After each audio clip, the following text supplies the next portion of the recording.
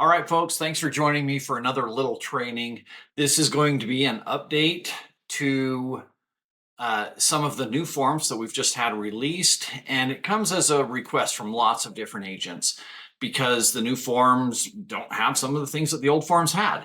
So in preparation for this, you've seen some of my other videos. I've done other trainings on things. And one of the brokers, we discussed this yesterday in our broker meeting for all the brokers in Utah. And they're like, it feels like a moving target. Like, everybody's doing their best. He sits on one of the panels for the MLS. He's like, we're doing our best to get the right forms out, to have the good language, but it does feel like a moving target sometimes. So I appreciate you guys, your patience with the process, with the system, but especially your dedication to your career and being good at this vocation, right? Because it does take some work. And the better you're educated, the better you're able to help your clients. And so thank you for following this moving target with us as we go. All right, so what we want to talk about today is some concerns that I had because one of my own understandings got tweaked just a little bit this past week. I've been telling everybody, correctly so, that with the buyer agency agreement, we have to have a fixed value there, and we can always negotiate down. We can't negotiate up, right? And I've seen other people train in other things. In fact, one of my agents just sent me something from a well-respected friend of mine in the industry that is training that you can negotiate up. But all of the attorneys are telling me, no, you can't do that. And we'll talk about that a little bit as to why you can't. But I want to first jump in here and give you some of the background knowledge so that if you do hear conflicting opinions, and I'm a part of different Facebook groups or Facebook real estate groups on Facebook, and I see so many different opinions there, confusing things, brokers giving inconsistent information, even some attorneys giving inconsistent information that conflicts with other attorneys. So I want to give you guys the real background. And that's what I asked our attorney for. I said, hey, I'm hearing so many different things. Can you take me to the source? And so what we're looking at here is page 30 of 108 pages of the actual settlement agreement that was made with the National Association of Realtors. So if I go up here to page 1, you can see the title of it. Okay, so United States District Court, Western District of Missouri. This is the whole big settlement with NAR. Okay, so let's jump back down to where I was. We're going to go up here. So you're getting this straight from the horse's mouth, so to speak. And it says, all realtor MLS participants working with a buyer enter a written agreement before the buyer tours any home with the following. So this isn't new so far, right? It just says we have to have an agreement before we do any property tours, and it has to have these following ingredients.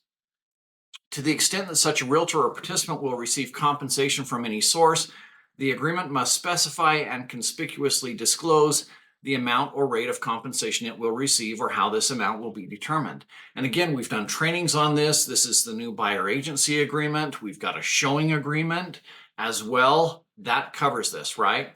Here's where we get to some of the differences, and it's item B. The amount of compensation reflected must be objectively ascertainable and may not be open-ended. Okay, for example, buyer broker compensation shall be whatever amount the seller is offering to the buyer. That's too open-ended. You cannot do that according to the terms of the settlement agreement. Now, I have incorrectly taught. I said, oh, because my understanding was, okay, we've got to set an amount, but we can negotiate down. But our attorney says, no, even negotiating down could be a conflict for this. So what I was saying is, yeah, you could put 3% or 4% or whatever in your buyer agency agreement, but then you could add an addendum to that saying, in the case that, and by the way, this is wrong, okay, I now understand. In the case that the seller is offering less or the listing brokerage is offering less than the 4% of our agreement, I'm willing to accept as low as 2.5%, something like that. And our attorney says, no, that's still too open-ended. They think it would be a violation of this. And so I do have new language for you that you can use, but we can't put a range in there. So we couldn't put 1 to 4%. We also can't put 4 to 1%. All right. So this is a better understanding of that. The other thing that I see being taught is that agents are saying, okay, what if I put in 2%, but I find out the listing brokerage is offering 3%? Can I add an addendum shifting that up? And again, this is where I see respected people in the field saying, yes, you can do that. But the answer from most of the attorneys now, and they're all kind of coming together to this consensus, is that no, you can't, because of a legal concept. And it's not specifically stated in this because it's a legal concept that stands on its own outside of this settlement agreement. But the concept of it is this: if you're my client, right? Or let's put you in the agent's shoes, right? You're the agent, I'm the client. And we meet and I sign an agreement with you saying, hey, I'm going to pay you a 2% buyer agent commission for the work that you do for me. And then as we're going through the process, you find out that you could get 3%, maybe 4% from the seller or from the listing brokerage, whatever. It's all coming from the seller, right? You find out that you can get more. They were offering more, but you and I had an agreement for 2. Now I get an addendum that says you want to make more, and I sign that. And then later on, I get thinking, hey, that's not right. Like that should have come to me. I don't think you were looking out for yourself. So I call an attorney, and an attorney says, you know what? I think you've got some grounds here because you've got an agreement in place that says you're making X amount, 2% in this case, with this scenario I'm giving you. And then this agent, without doing any extra service for you, he just found out he could get more, so he asked for more. This agent took an extra 1%. If he were truly taking care of his fiduciary duty towards you, that extra 1% could have been negotiated down on the price of the home. So not only has he potentially violated his fiduciary duty towards you, he's put his interests above yours. He hasn't offered any extra services to justify this increase in fee that he's had you charge, or that he had you sign the addendum to, right? And it could potentially be a violation of this settlement agreement. So they decide, after closing and everything, they decide they're going to sue. They go to court. The buyer sobs and says, hey, we felt like the realtor put us in a tight position and we wouldn't get the house if we didn't agree to these terms, but now we don't think they're right. I don't think you're going to win on that one, right? So that is the legal reasoning behind why if you put 2% in your buyer agent commission, you can't negotiate it up because you're not offering any extra service. Just because the listing broker says, yes, we're willing to offer up to 3%, you don't get to add an addendum to your buyer agency agreement when you agreed for 2 already, saying you could take more, because that doesn't benefit your client. You are not complying with your fiduciary duty. So the natural question that a realtor has, and I've been asked this several times already, is what if I want to take that extra 1% and give it to my client? Well, the best way to handle this is, rather than you take it and give it back to your client in the form of closing costs or whatever, right? You can't give them cash outside of closing. So rather than do that and have this convoluted thing where you're getting taxed as if you had received 3%, although you really only got 2 because you gave 1% back, just go straight to the seller and say, hey, seller, since you said you were going to offer 3%, but I'm only accepting 2%, that's the max I can take because of my agreement with the buyer, let's negotiate for that extra percent to be applied towards closing costs or be applied towards a price reduction. Now you're looking after your client. You're reducing that directly in the purchase contract where it should be, not you collecting extra fees and then giving them back, which is a bad tax thing for you. And it just convolutes the whole thing, right? So now we've got a very clean line of you negotiating between seller and buyer. You're not taking more money than your buyer agency agreement allows you to, which leads us to Section C here. Such a realtor or participant may not receive compensation for brokerage services from any source that exceeds the amount or rate agreed to in the agreement with the buyer. All right. So hopefully that's super clear to you now, and that makes sense. But I want to take you to just help you a little bit. I'm going to take you to some actual addenda. Okay, so we've got our buyer broker agreement and agency disclosure form. This is the new form that they've given us here for the state of Utah. So let's say that I do put in 3% here, or I'm going to put in 4% just because it's all negotiable, right? And I want to make sure that we're not using this 3% number all the time and somehow people think that this is the standard. There is no standard. It's all negotiable. So let's say that I put 4% in my brokerage fee and client signs it. We're all good. We go shopping now and we find a house and we're going to make a good offer. And we submit our offer in and we put in our 4%. And they counter us back and they say, hey, we like the offer price, but we want to tweak that a little bit. And we're not going to give you quite as many concessions. And we also want to reduce your brokerage fee. So we agree to reduce it, right? All of that can be done in the contract. But what if we put 4% here when we're signing with our client and they say, when we're signing this agreement, hey, what if we go out showing homes, and I'm all for you making 4%, but what if we can't negotiate for the seller to pay this much? What if the seller's only willing to pay 2% or 1% or $1 or whatever, right? What if they're only like, I want to sign this with you, but I don't want to be obligated to pay a full 4% on this. This is where we can add an addendum with the following language. So rather than saying, I'm willing to work for X% without charging you anything, because now we have a range, which again, if we jump back to this, it's got to be objectively ascertainable and may not be open-ended, right? So we can't have a range in there. We can't say I'm willing to work for 4%, but I'll go as low as 2.5.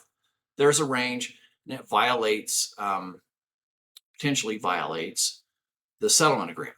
So we could add this language here. The buyer's agent, in their sole discretion, may agree to accept less than the agreed upon brokerage fee in section 2.1 of this agreement.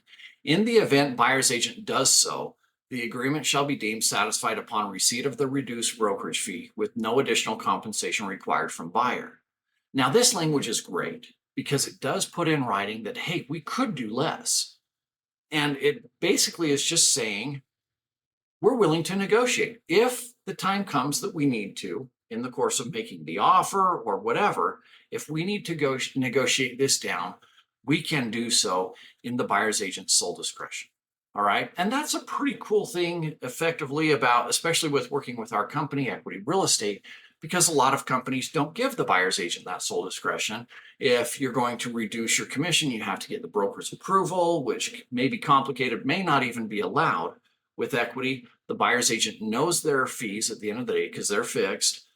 Their fees with the company are fixed, not the rates that they charge. That's always negotiable, but the fees with the company are fixed. And within that parameter, they've got a lot of negotiating room. So this language here could help set the buyer's mind at ease, saying, hey, we're willing to negotiate with this. All right. So that's some good language that you could use. Now, let's talk about the exclusive right to sell listing agreement. There's a couple of challenges with this one that these new forms have raised the concern with. All right. So one of the first challenges that we have with this is, let's say, first of all, hopefully you've all watched the videos and you understand that the amount that we put in here, and again, here I'm going to use 3%. This is just the amount that you get paid for working and representing, for working for the seller and representing them, right? This isn't any cooperating compensation or anything like that. This is just your amount, right? The first challenge that we have comes down here with section 2.2. We're authorized to advertise or otherwise communicate that we're willing to pay compensation to a buyer's brokerage in the amount of up to 3%. But if we go back to the scenario where we were the buyer's agent, let's say that I signed a 2% agreement in my buyer broker agreement. I'm going to jump around just a little bit on forms so that you guys can visualize this. Let's say that the buyer's agent had signed a 2% agreement over here. And then the listing agent, the buyer's agent says, we're writing you an offer. Are you offering compensation? And the listing agent says, yes, we're offering up to 3%. Could this be maybe not your best way to fulfill your fiduciary duty to the seller? Because now, as we gave the example with the buyer, they say, hey, you were willing to offer 3%. We're only able to accept 2%. So can we reduce the price by 1% because you were willing to offer it, right? And I have seen some that I think they're wrong, where they go back to their buyer and say, hey, they're willing to offer 3, so we're going to add an addendum, negotiating it up, right? Saying that I can receive 3%. And again, I don't think that is correct way to do this. I don't think it's defensible. But I know some people have been teaching that, and that's out there. I've even seen people on Facebook groups say we could leave it open-ended and then you go in and fill in the number later. Now that's totally wrong in how to do that, right? But I've seen people say they're willing to do that. So if I, as the listing agent, am communicating 3%, is that really in my seller's best interest? I don't think so. So that leads us to this addendum with some language that helps us address this scenario. So this language is section 2.2 shall be replaced with the following. Seller authorizes the company to communicate to a cooperating buyer's brokerage that a buyer broker compensation will be offered, but no amount will be specified. So now a buyer's agent calls me as the listing agent and says, are you offering compensation? I can say, yes, we are willing to offer compensation, but my sellers aren't willing to specify an amount. Any buyer broker compensation will be negotiated in the purchase contract between the seller and buyer. And that's a great response. So if they've agreed to 2% in their buyer agency agreement, in this scenario, right, they've put 2% in here, then when they submit the offer, they're going to be submitting the offer with 2%. Because again, the language down here in section 2.3 says that they can't, let's see, where is it? Or excuse me, no, it's right here in 2.2. The company may not accept total compensation of anything more than this brokerage fee. So when they submit their offer, it's going to show 2%, not 3%. It's not going to show a 1% reduction in price to make up for that difference. And so this language here really helps us, in my opinion, better accomplish our fiduciary duty towards the seller in getting the best value for them, right? So great language there for you to make a note of. Next one, the next scenario that this brings us to with this new listing agreement. With the old agreement, we would put in the amount that the listing brokerage received, and they were willing to share that with a buyer's broker. So it could be 5% or 6%. Let's put in 5, right? So, and that would pay both the listing broker and the amount they were willing to share with the buyer's brokers, the cooperating buyer's brokerage. Now we've done away with that. But what that did when it was this way is it accomplished, and it took care of a couple of different scenarios. Like, for example, what if an unrepresented buyer comes? Well, if an unrepresented buyer comes to the table, we still make the full 5%. There is no cooperating broker to share it with, so the listing broker gets the full 5%, and it compensates them for the extra headache of an unrepresented buyer, right? Because it is an extra headache. There's a lot of extra work babying that person along and getting them across the finish line. It's a much more challenging proposition for the listing agent to do that, right? And it also accomplishes the challenge of what if, in certain states, Utah is one of them, what if it's a limited agency situation? Like I find the buyer for this listing. Now we've got the listing agent representing the buyer and the seller. So how much are we getting compensated? We again, we get the full 5%, right? So we need to address when this is only, now with the new form, this is only talking about the compensation for representing the seller. What happens in those other two scenarios where there is no buyer's agent, or in an unrepresented buyer scenario, or in a limited agency scenario? So these are the next two items here. Let's take them one at a time. The first one is an unrepresented buyer. Here's the language that you can use. In the event that a buyer is not represented by a buyer's brokerage, in the event that a buyer that is not represented by a buyer's brokerage contracts to purchase the property, the brokerage fee in 2.1 shall be blank. So instead of 3%, maybe I put in 4%, maybe I put 4.5%. It's up to you to negotiate, right? To compensate the company for the additional time and efforts necessary to coordinate a sale of the property to an unrepresented buyer. All right, this is great language that you can use. And by the way, I want to be clear. I am not making up this language. I give my recommendations to our attorney. We talk about the challenges that are facing our agents right now. And then our attorney says, okay, here's the language that you can use, which does fulfill Utah law requirements, which is we use state approved forms. And in the absence of those forms, we can have attorneys create language for us. So this is created by our attorney, not by me. I want to be clear about that. So this is how we address an unrepresented buyer scenario. Here's the big one though, because I know a lot of agents that forever, with the old forms, they would put our commission is 5%, 6%, whatever. And in the case that we find the buyer, we'll do both sides for this reduced amount.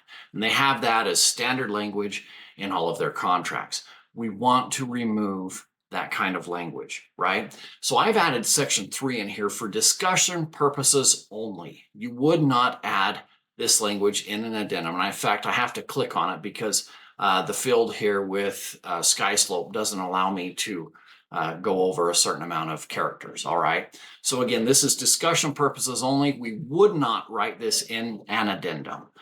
But in the case of limited agency, rather than having it spelled out in an addendum to our exclusive right to sell agreement, we're going to have a discussion with the seller and say, hey, I'm going to be doing a lot of marketing for you. If I do find a buyer, then this commission here, this 3% on section 2.1, that's what I get for representing you as the seller. If I also find the buyer, just like any other agent would, I'm going to come with that buyer and be asking for a separate commission for representing the buyer, right?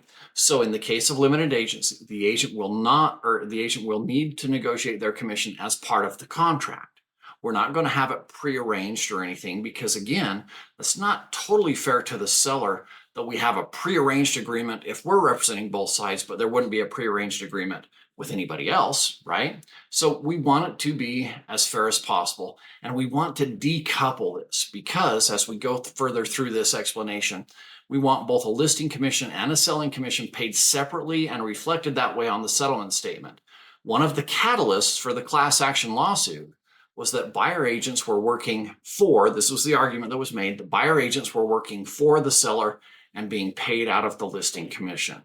We don't want that argument to be here that if it's a limited scenario, that us as a buyer, the buyer's not getting their full representation, that the seller wasn't able to negotiate for that, whatever. We want to avoid that completely and just communicate with our sellers at the time of signing the listing agreement that this is a potential scenario that I find the buyer. If I do find one, this 3% that we've committed to in section 2.1, that's just for me representing you. If I find the buyer and I'm also representing the buyer, then just like any other buyer's agent, I'm going to be negotiating for a commission as a buyer's agent as well. And everybody's like, okay, we understand. And then when the offer is made, it's negotiated and it's between buyers and sellers, which is the way that the class action suit intended it to be, that the settlement agreement intended it to be. So hopefully that is clear to you. Thank you for joining me. If you have any questions, please reach out to your managing broker and get clarification on this. And thank you for staying with us. Again, as this is evolving, as our understanding of it is evolving, we're hopefully bringing you content that clarifies and makes your business easier. So thank you.